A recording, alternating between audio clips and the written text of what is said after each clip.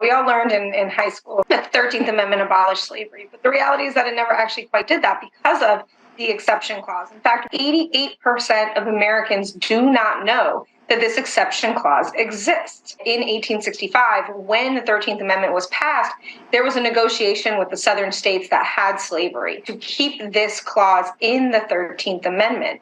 And it was used after the passage of the 13th Amendment to re-enslave formerly freed enslaved Black people through the use of what were called Black laws that only applied to Black people and usually criminalized things like vagrancy. It put people back into the system, and as soon as they could be labeled criminal or accused and convicted of a crime, no matter how small, they could be re-enslaved. And that same process has basically existed all the way until today. Racism absolutely exists, and the system was set up basically to affect Black and brown people, and mostly the poor. It's no accident that this is the case. We're creating generations of poor people, and the prison system is pretty much a stable part of that. Kids in high school and in elementary school even are part of what's known as the school to prison pipeline, where you have kids who are disciplined and they get on a track and they end up being criminalized for misbehavior in school.